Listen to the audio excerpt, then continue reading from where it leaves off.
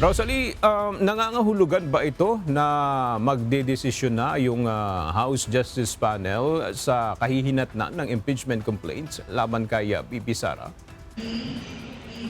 Aga kung merong miyembro ng House Justice Committee na maghahain ng mosyon para tukuyin na kung meron bang probable cause o sapat na batayan para umusad ang proseso ng impeachment laban kay Vice President Sara Duterte at pagbotohan ng House panel ay posibleng ngayong araw na nga yung huling pagdinig sa impeachment complaints laban sa Vice Presidente. Pero inaasahan pa yan sa huling bahagi ng impeachment hearing ngayong araw.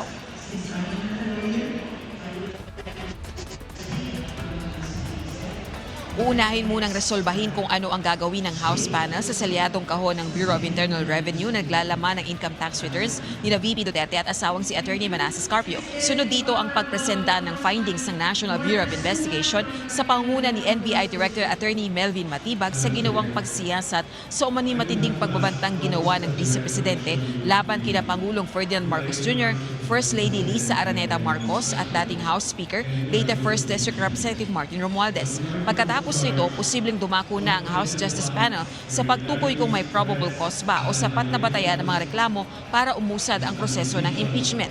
Partikular na sa mga alegasyon laban sa Vice Presidente na maling paggamit umano ng confidential funds, hindi maipaliwanag na yaman, pagpalyang ideklara lahat ng ari-arian sa Statements of Assets, Liabilities and Net Worth o SALNs at umano'y matinding pagbabanta sa buhay ng matataas na opisyal ng pamahalaan.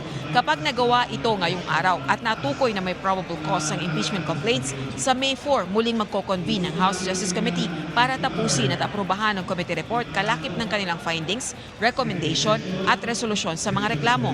At May 11, posibleng pagbotohan na ito sa plenaryo ng Kamara para aprobahan o kaya ay baliktarin na ang desisyon ng House panel. Muli namang tinuligsan ni House Justice Committee Chairperson at Batangas 2nd District Representative Jervil Luistro ang patuloy na pagboykot ni VP Duterte sa pagdinig. Gayon din ang paghahain ng mga reklamo laban sa proseso ng impeachment ng Kamara. Pakinggan natin ang pahayag ni Congresswoman Jervil Luistro. If there is nothing to hide, there is no reason to hide. There is no reason to obstruct. The only people who fear the disclosure of these transactions are those with dirty secrets. Transparency is the only response of those with integrity. Everything else is just an excuse.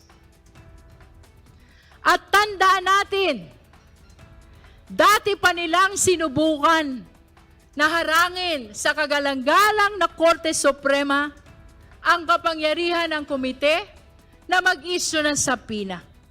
Pero hanggang ngayon, walang temporary restraining order o kahit direktiba galing sa Supreme Court.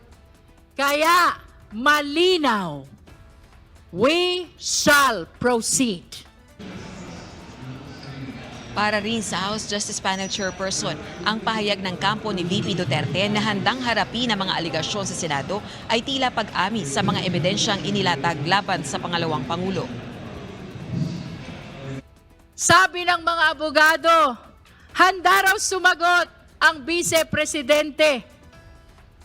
Handa raw siyang humarap, pero sa Senado. Hindi dito. Napaisip tuloy tayo. Kung doon siya sasagot, hindi ba't kinikilala na rin niya na meron ng sapat na ebidensya dito at patungo na talaga sa Senado ang kasong ito? Aga kabilang naman sa mga mosyon na inaprubahan kanina ng House Justice Committee ay yung pagsuporta ng buong House panel sa mga House Justice members na inireklamo ni Attorney Manasseh Carpio sa Quezon City Prosecutor's Office kaugnay ng disclosure na ginawa ng Anti-Money Laundering Council sa covered at suspicious transactions sa mga bank accounts na inuugnay sa kanilang mag-asawa ni VP Duterte. Balik sa iyo, Aga. Maraming salamat, Rosalie Good.